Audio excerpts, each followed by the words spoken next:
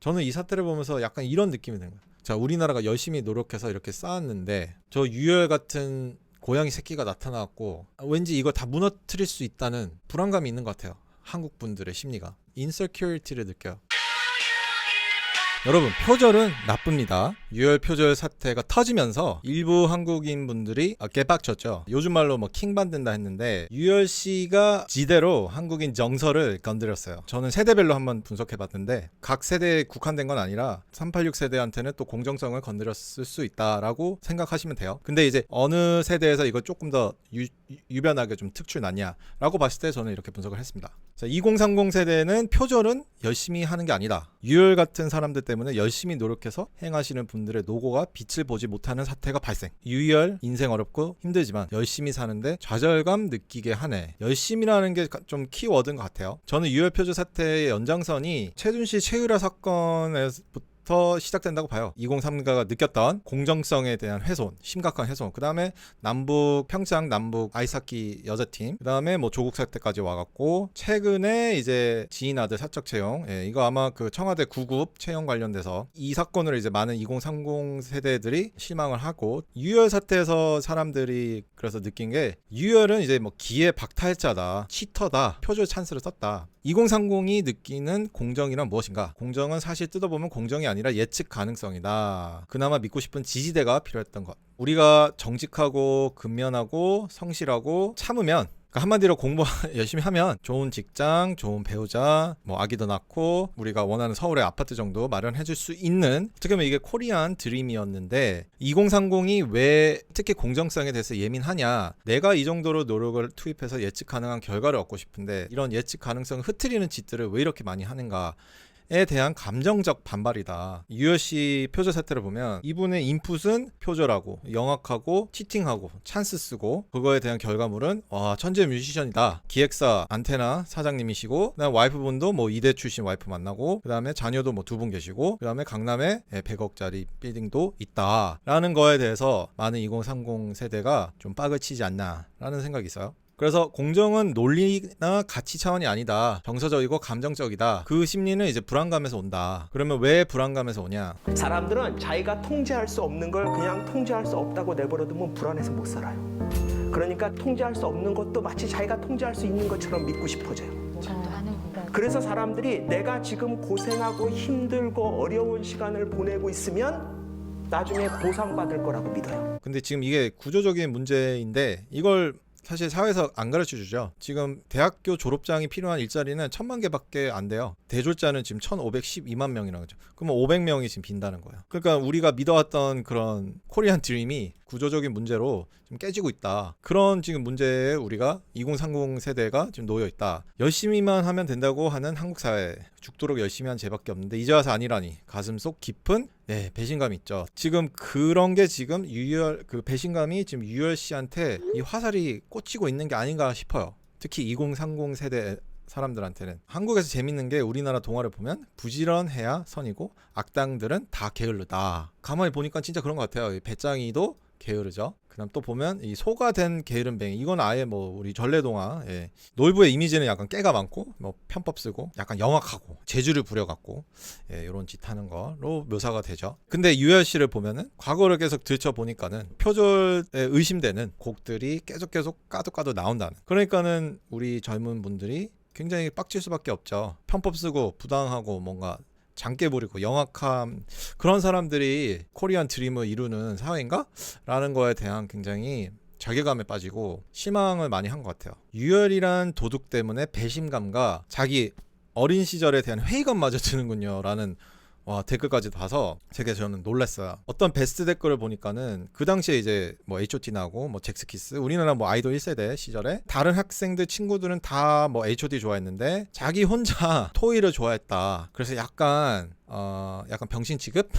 약간 이단아 취급을 받았다. 그러니까는 표절 사태가 더 이게 심해지니까는 자기의 그런 과거 시간과 자기 과거 시절이 다 약간 짝퉁으로, 다 페이크로 느껴진다 라는 거에 대한 자괴감이 좀 빠지는 것 같아요. 유혈 세대분들한테 연예인이라는 존재는 우리 세대 2030 세대랑은 좀 많이 다른 존재였던 것 같아요. 90년대 우리 대중문화계에 새바람을 몰고 왔던 이들의 갑작스러운 은퇴는 사회적인 파란을 불러일으켰다. 특히 서태지와 아이들에게서 자기 정체성을 확인하려 했던 10대들의 충격은 컸다. 우리가 도와줘야 되는데 도와주지도 못하고 오빠 너무너무 불쌍하단 말이야. 이제 오빠 행복하게 살아야 돼요. 요즘 2030 세대가 연예인을 봤을 때 자기 정체성을 확인할까? 뭐 여기보다는 좀 완전 덜할 것 같은데, 근데 이 세대는 그런 세대였어요. 서태지 아이들이 그만큼 엄청난 이 여학생들한테 엄청난 그 정체성을 이렇게 심어주는 역할이었다. 그럼 왜 그런가? 우리나라 사람들은 자기가 이 자리에 존재한다는 것을 인정받아야 돼요. 인정받아야 된다는 얘기는 왜 나오나 하면 스스로 자기가 존재감을 인정하지 않는다는 얘기예요. 왜? 관계성 때문에 그래요. 서양 사람들은 주체성이 높아도 여기 자기가 있다는 걸 스스로 인정하는 형태로 나타나요. 개인주의니까. 근데 우리나라는 관계주의니까 그걸 인정을 못 받는다는 느낌을 받으면은 어떤 말이 나오냐? 무시한다라는 느낌으로 가는 거예요. 관계성이라는 걸 통해서 한국인이 느끼는 주체성은 뭐냐? 한국 분들은 자기가 좋아하는 음식이 없어요. 누굴 만나냐에 따라서 자기가 뭘 좋아하는지가 달라져요. 가장 기본적인 예로 식당에 가면 상대방한테 뭘 먹을 거냐 물어보잖아요. 다시 말하면 이게 양면성이 있는데, 하나는 정말 남을 이렇게 배려해주는 마음이 되게 강하고 높고, 한국인 분들은 또 하나는 내라는 존재가 없어요. 누구와 있는 상황에 따라서 그냥 아무거나 이런 양면성이 있는데, 이 양면성을 토대로 그 서태지 아이들의 은퇴했을 당시에 그 여학생들의 심리를 보자면 그 상황은 이랬어요. 그러나 인기 가수이기에 앞서 고민인 이들이 잠적과 함께 입장 표명을 미루면서 사회적인 파장은 걷잡을 수 없이 커져버렸습니다. 잠적 엿새째인 오늘도 영하 8도를 오르내리는 추위 속에서 100여 명의 10대 소녀 팬들은 은퇴가 믿기지 않는 듯 이들의 집 앞에서 진을 치고 있었습니다.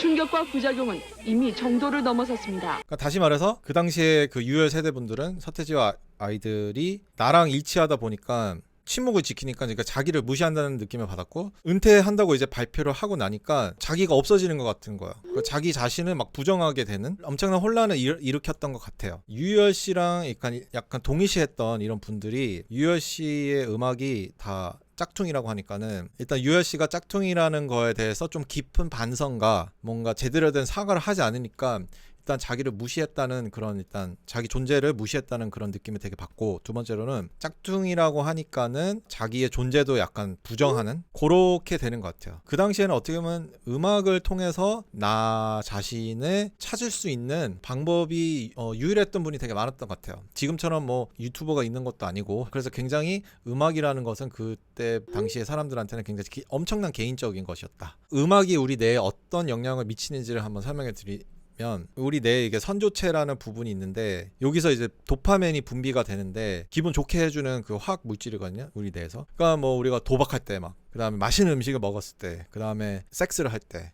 음악도 똑같은 역할을 한다는 거예요. 음악을 들으면 기분이 좋아진다는 거야. 한국이 굉장히 극심한 경쟁 사회에 스트레스를 엄청나게 많이 받다 보니까는 그걸 좀 풀 수 있는 방법이 어떻게 보면 합법적인 마약이 일단 음악이었고, 그다음 술이고, 그다음 자극적인 그런 매운 음식들이 아니었나. 그래서 그 유혈 세대가 왜 그런 그 회의감을 느끼냐고 하냐면, 30년 단골 고깃집이 있는데 원산지가 다 국내산이라고 했어요. 근데 알고 보니까는 이게 원산지를 둔갑시킨 거예요. 그러다 보니까는 내가 그 한국산이라 먹었던 그 좋은 느낌들 있잖아. 음악이라는 거 아까 feel good chemical이라 그랬잖아. 그래서 그런 좋은 게 막 역겨운 거죠. 막 일본산이라고 하니까는. 일본산이 나쁘다는 게 아니라 그냥 둔갑했다는 거에 사람들이 약간 속았다는 느낌이 되게 많이 드는 것 같아요. 그래서 유혈 세대 분들이 이런 생각을 많이 하는 것 같더라고요. 20대 시절을 함께 했던 노래가 이제는 악몽이 되어간다. 정말 구역질난다. 나의 20대가 부정당한 듯 싶어 너무 역겹다. 예, 구역질가 역겹다.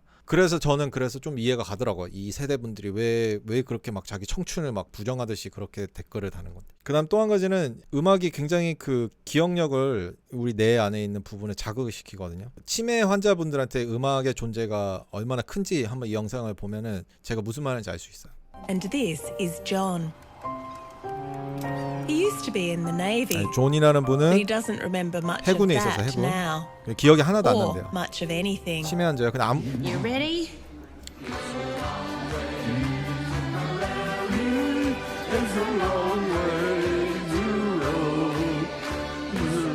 The change is startling, instant.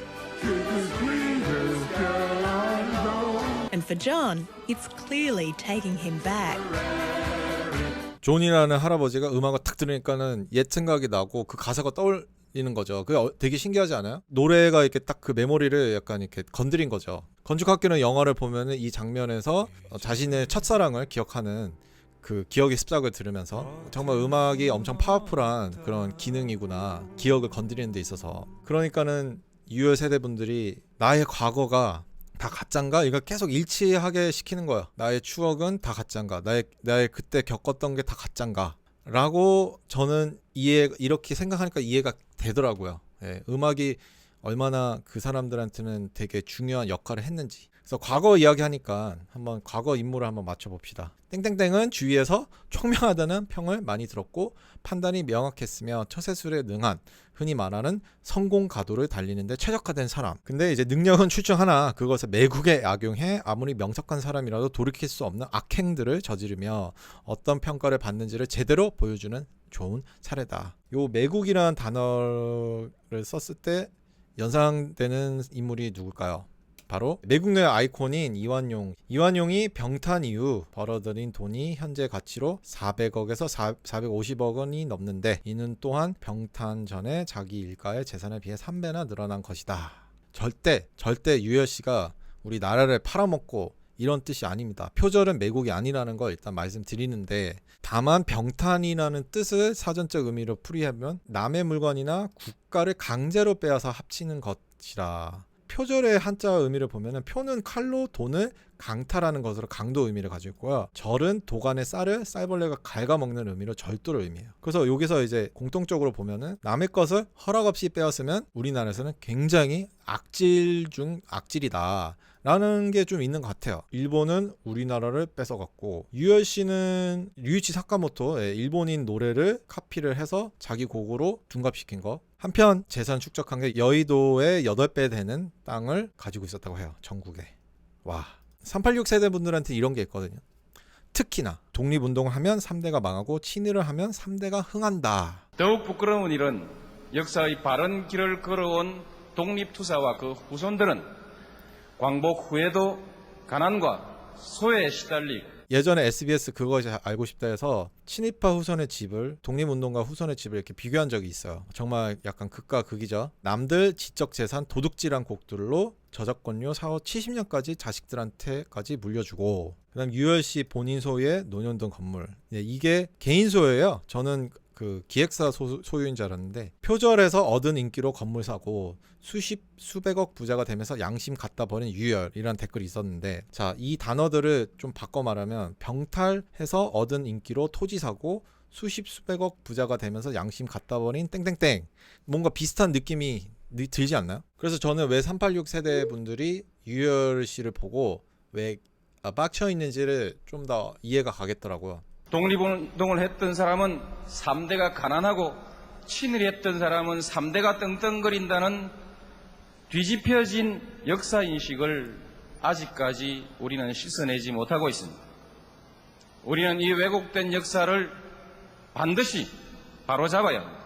386 세대가 봤을 때는 그게 정상적인 세상이 아니라는 거죠. 남의 것 카피해서 부와 명예를 쌓고 또 죽을 때까지도 그 어마어마한 저작권료를 계속 제 몫으로 챙긴다는 게 너무 이상한 세상 아닌가. 그 다음 386 세대 분들이 가장 저항했던 내 재산 29만 원 왜 나만 갖고 그래. 과거 권위주의 정권에서 자행되었던 불의를 시정하고 사회 정의를 회복함으로써 민주주의의 공고화를 이룩한다. 진정한 정의 구현을 위해서는 유열의 막대한 음원 수입을 다 환수해야죠. 표절로 번 수익까지 몰수하는 법안이 있으면 좋겠네요. 386 세대 분들한테는 유열 씨의 축적한 재산을 나라가 환수해야 된다. 왜냐? 부당하게 벌었으니까. 도둑질했으니까. 그래서 이런 댓글이 나왔는데 처음에는 좀 잠깐 갸우뚱했는데 뭐 386 세대에서는 충분히 그런 시각에서 이 사태를 볼 수 있겠구나는 저는 개인적인 생각이 있었어요. 자, 옛날 선비들이 중요시 여겼던 건 덕이에요.